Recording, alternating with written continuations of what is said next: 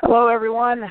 Loulombardi, a.k.a. Loudini here with the Loudini Rock and Roll Circus interview series yet again. And today we are speaking with Janelle Rogers. Janelle Rogers of Greenlight Go Music PR launched the business back in 2002 as a haven of honesty, integrity, and passion in response to bands experiencing being taken advantage of with a lot of quick fix rip-offs and one-size-fits-all approaches that don't really work. The Greenlight Go works collaboratively to serve as your ally and partner to help you reach your goals while striving to be a place where you can trust in your investment and in your best interest, okay? Very important stuff here, okay? And all this is done by exposing their artists to as many fans as possible through many key media relationships that they've built over the past 20 years in the music industry. So, ladies and gentlemen, please welcome Janelle Rogers. Janelle, thank you. Welcome to the Loudini Rock and Roll Circus. All right. Well, thank you for having me. Okay. All right. So tell us a little bit about what Greenlight Go does. Okay. And what distinguishes you guys? Go ahead. All right. Well, I think we're a little bit different than other companies out there in the sense that we're very you've mentioned it, that we're very collaborative, but we take it a step further. For me, especially, I'm really, what gets me excited is community and having people work together, and I really believe that the key to a band's success is not looking at everyone as your rival, but looking at how can we help each other, and not just how can someone help you, but how can you help someone else, because it all comes back. So with our bands, a lot of them I find work together to help each other, and part of the reason where that comes from is that we have a music community as part of Facebook where bands can share information and help each other. Now that obviously is completely outside of traditional PR. That's just a component, but it helps really accentuate what we're doing. Now, Greenlight Go, what we do is music publicity. So really my goal is to always really cater each campaign specifically to the artist, make sure that it's really hyper-targeted. I'm not doing that one-size-fits-all approach, but I'm really digging in and looking at what's going to be in the best interest of them. So when they come to us and they want to do an album release or an EP release, I can say, okay, yes, you are the band that we need to take. And also, I know exactly my vision of where to go with it.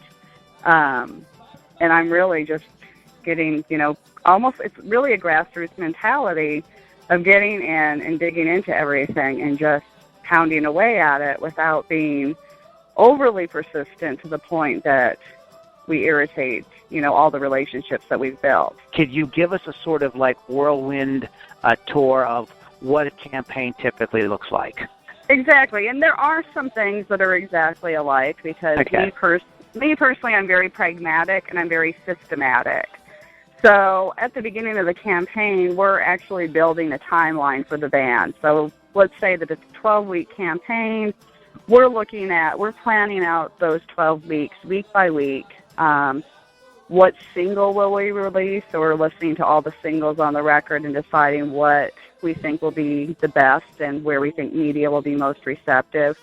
We're listening for similar artists so that when we're targeting the media list, we really nailed it with the artist that could be close and could also be one that the media really likes because, sometimes that can go a little awry just by, let's say if I'm doing it from the band's perspective and back in the day it used to be, well, I sound like Radiohead. I could never use Radiohead as a similar artist.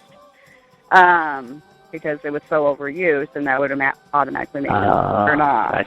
Gotcha. What else do we do? We're setting it up, and we're figuring out what are the story angles.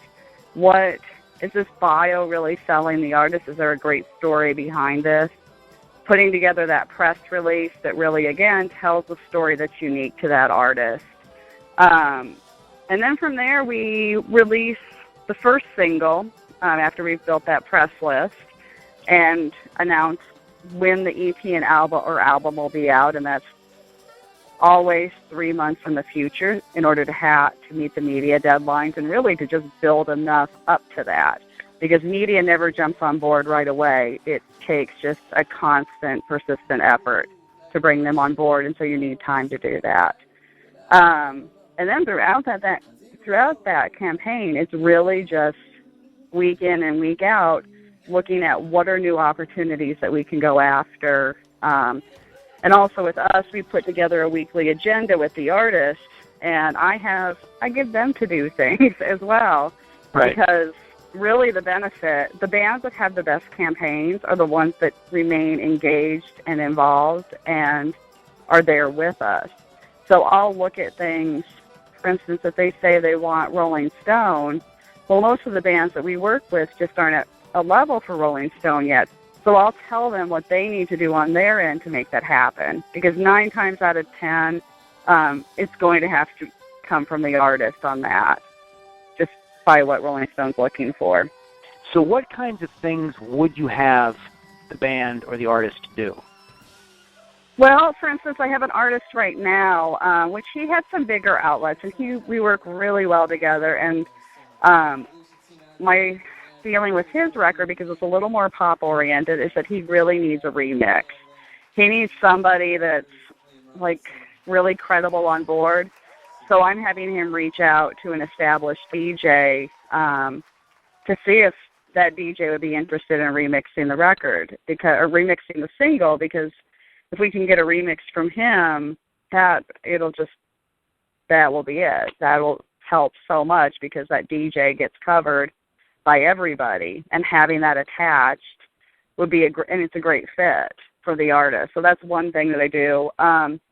Another one, I told her about booking, what little I know of it, about looking for avails. Like, she really needs to get to that next level. She needs to get on the road with somebody established, and that's always easier said than done, especially when you don't have your own booking agent. But they have a thing called avails of what is available for an artist to open for a band, and if she can start reaching out to those booking agents and saying she's available, especially even in her home market, that will help take her there. Another thing could be social networking. I have this happen a lot where bands come, and again, they want Rolling Stone, but they only have 50 followers on Twitter, and that's just not going to happen. So I first tell them that they have to build up their social networking. And I've done it with a couple people where I really just give them some suggestions, and we build a fan profile for the band so they can kind of look at how to message. And the fan profile is based on what I'm already seeing from their existing fans, so that allows them to continue to engage with their fans and then build off of that. So it's pretty engaged the whole way. What do you a band you mentioned bands with 50 followers and stuff like that. So a band or an artist approaches you. What do you look for when you're deciding if you want to work with somebody? First and foremost, I'm looking at, do I love the music? And is it a fit for our roster? Does it fit in with what I do and what I have the knowledge and relationships of? The other thing is I want to know if they have clear goals. Because if they don't have specific goals, typically they're not ready to work with us. Either because they just don't know what they want, so it's hard for them to get involved with the campaign and make it a success. And then some just don't completely understand it yet or what they want out of it. And it also makes it tough for me to measure expectations for them. I also am looking at, I do look at the social networks, but that's not, we work with bands all the time that start out with 100 followers, and then we just work with them to continue to build that. So that's not really an issue for me so much, but I do want to see that there's some sort of willingness to learn, even if they don't know, even if they're kind of naive in the beginning. If they're willing to learn, and that happens a lot, and I actually really enjoy it, then that works. but I just want to know that I want to know that they're going to be involved in it, and they're not thinking that they're going to hire a publicist and all of a sudden they're going to end up on the cover of a magazine or be on, Kimmel or something. I did have this happen recently. It sounds obvious to you and I, but there's a lot of artists like that. Go ahead. Yeah, and I turned those artists down. I actually turned one down last week because what he has is great, but I know those expectations they're just not realistic, and we're not the firm for him because we are so grassroots, so I sent him to another firm that I don't know if they can accomplish it, but they at least have some established acts that maybe there's that cachet, but then, you also run the risk of how far, how high up are you on the chain when they have to pick a priority. They're going to prioritize the larger artist. So, we've touched on this a little bit already, but what are, in some of the other things we've talked about here, but what are some of the mistakes that you see? Because a lot of artists, until maybe they are ready, they may not be quite ready, or they may feel that they can handle doing their own PR, at least in the very beginning. What are some of the mistakes that you see artists make when they're handling their own I think a lot of it is around the release. I see this happen a lot where they just got the masters back from the studio and they call that the release date. So if they're doing a PR campaign, they're not building in the lead time, and media has lead time. The other thing is they release all their tracks all at once, or they release too much content, which ends up overwhelming the media because they have so much to cover and they can't keep covering the same band. So it ends up coming back to bite them a little bit. Let's see, what else? This happens a lot too. We have a lot of bands come to us wanting Pitchfork because, Pitchfork has some cachet, let's face it. But they're just not a fit because Pitchfork is completely a niche. So, they may be pitching Pitchfork thinking, well, I need to get into Pitchfork, but have never actually read the magazine or read the outlet. And they're just randomly pitching people because they've heard the name. And so they put it on the list and start going after it. You seem very knowledgeable and about this whole subject. How did you get started in music publicity? Well, I actually started out working at South by Southwest, and I was in registration. And there I just ended up meeting people, and a job came up at BMG Distribution, which at the time was a big distributor of record labels like RCA, Jive, V2, Arista. And they needed a college rep, and I ended up getting the college rep position, and that position was known for bringing people up into the company or hiring people into the company. So I did get hired, and they eventually moved me to Detroit to do alternative marketing, and I'm still in Detroit now, and that's really how it started. And then being in that day in and day out of developing artists, because we were developing, at the time, RCA was really new to the alternative world, and that was like my specialty at the time. So they had a lot of artists that were just kind of up and coming, like Beth Orton when she first started out. Mercury Rep? No, that was V2. But Foo Fighters, later on were able to grab Foo Fighters and add that to the cachet, but we were doing all that grassroots marketing in the beginning, and then they were able to really build up and pick up some bigger bands from just kind of, again, that team effort. So I think BMG is really what instilled it in me. And then eventually BMG merged with Sony, and I stayed there a couple of years after that, but then I ended up quitting 8.5 years ago that I quit and went full-time with Greenlight Go. Okay. Yeah. You use the term grassroots several times. Go ahead and just kind of give us the Janelle Rogers definition of grassroots. I guess so this will get into a little bit more specifics about your approach. Okay. Well, a lot of times we're working with artists that just don't have a lot yet. You know, they haven't built up their social networks, or nobody knows who they are, and they're just getting started. So we don't have a lot of what we call selling points where, you know, you can say a big producer worked with them, or, you know, somebody important appeared on their record, like all the things that bigger artists are able to use, or that they had a hit single. So we have to figure out really creative ways to get them out there and really target them so that we can build them up. So in a lot of cases, I'm just, when I'm building the press list, I'm looking at who would be the most likely to cover them at their level. And it's just being really, I'm very analytical, so taking a really analytical approach to it. And then it's just, again, continuing to dig in. And when I pitch, I also really focus on the outlet, and I thankfully have this ability to read between the lines on what people are looking for. So I know how to target everything really specifically based on what would seem to grab them. All your years of experience have probably contributed to your being able to do that. It sort of becomes kind of an art. Yeah. Very cool. What genres? Because I talk to a lot of music PR people, and everybody's kind of got their set. So, what is your sort of set of genres that you're most effective at? Well, we do it like indie rock at its core. I'm always about a great indie pop melody. Let's see. So we're kind of doing. We're going back to our power pop roots a little bit now that that's coming back. Electro pop, synth pop, dream pop,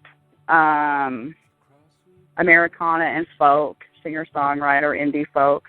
Indie folk is probably one of my favorites, and if you can blend synth pop and indie folk, that's really what I love more than anything. But yeah, those are the genres. Okay. It's any advice that you would give? We've got you on the phone here for a few minutes. Throw out a couple of nuggets because I got a lot of independent musicians that listen. To one or two to help them out. I would say plan your release. Don't just jump in and do it.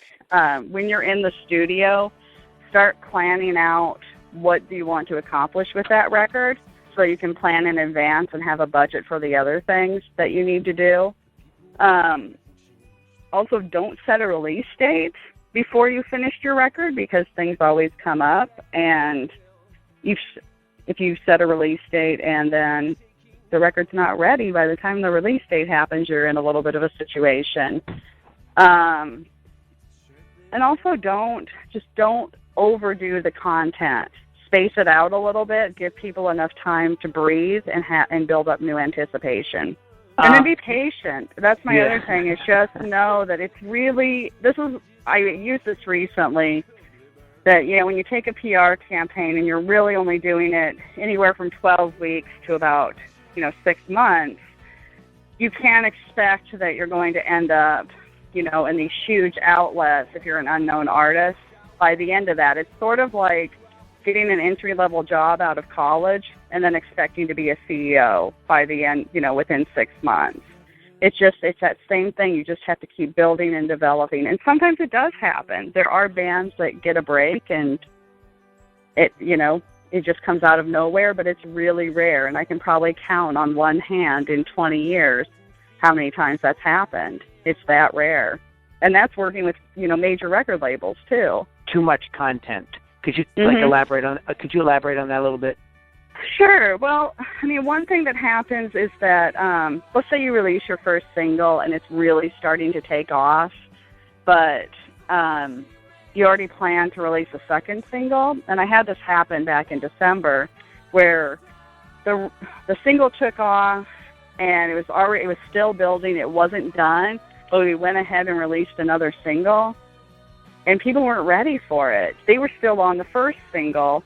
And then we released another single after that in February. So we sort of tried to lengthen it out in January after the holidays. And we got a little bit then.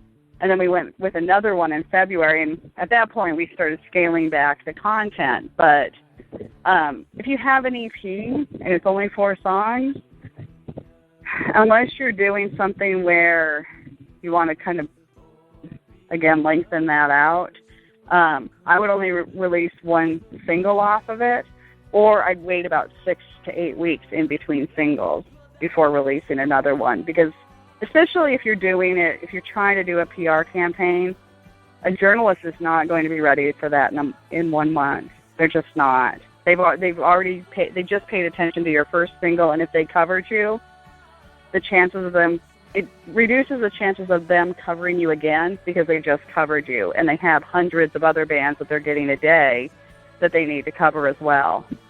So. Okay, thanks for clearing that up. I was just I just wanted to get you, I wanted you to expound on that a little bit. That's great advice. Now, is there anything, because you and I were talking before we started recording, that you were talking, I guess, with your assistant or something, you were coming up with all kind of ideas to talk about in the interview. Is there anything that's like burning you just have to get out? Well, let's see. Let's look at my handy-dandy list. Bad photos. Yes, we have this on the list. The bad photos and band imaging. Like just, kind of having your friend take a picture of you in the basement or doing the old brick wall photo. What? The brick wall photo is no longer an option? I don't think it ever should have been, personally. The key... Yeah, so that one is just not having something that really is clear on who you are, or you think you're one sound, but really it's something completely different. So you take these pictures on based on a sound that you're not really. Okay. I say always invest in a professional photographer unless you have someone who is a photographer and knows what media is looking for. Also, asking too much of media, being too persistent. So, for instance, let's say that you reached out to Brooklyn Vegan, and they, you reached out to them on Monday, and you didn't hear from them by Tuesday. You decided you were going to reach out again just to make sure they got that email. That would not be good. You want to, when you're going back to a media outlet, you want to make sure that you have something new to tell them. And you really shouldn't be doing it more than within, I would wait at least 2 weeks. The only time I don't wait 2 weeks is if they've shown interest and it's time sensitive. What do you got going on? Is there anything that the Greenlight Go has going on that you would like to plug?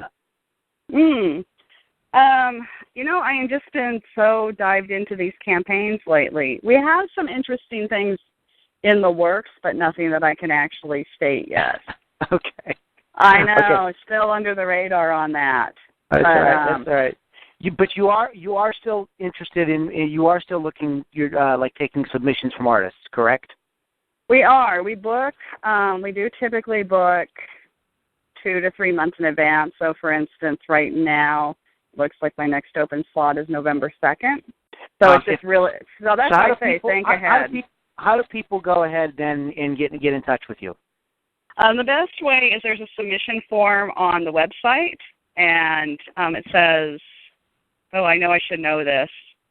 It's something to the effect of, I want to work with you. You pull it from the drop-down on Contact Us and fill out every single piece that's on that form, because I've had bands submit to us and not send music. Oh. Nobody should have to chase your music down. And that might just get deleted. Make it easy for people to help you, folks, okay? If you're asking for help, at least give them the song. Yeah, and let me know what you're looking for. Why do you need a publicist? We do only focus on album and EP releases. We don't do tour support. So, yeah, that is our focus. And the website is? It is glgpub.com. That's it, glgpub.com, folks. So check out glgpub.com. Also, I believe that you have a pretty you have like a mailing list where you can receive weekly advice or something, right? Am I right about that? Exactly. So I'm in the works of writing a few articles that are actually mention what we discussed today. So if you go to the website, glgpub.com, I think in pink letters it says receive free weekly advice. And when somebody like Janelle Rogers is going to give you free advice, you better listen to it, okay? So click that button and sign up, because if you're doing your own PR, at least for the time being, you're gonna have a leg up by paying attention to what Janelle has to say. Janelle, thank you so much for taking some time out of your busy schedule to talk with us. I really appreciate it. All right. You have a great day. And again, that is glgpub.com.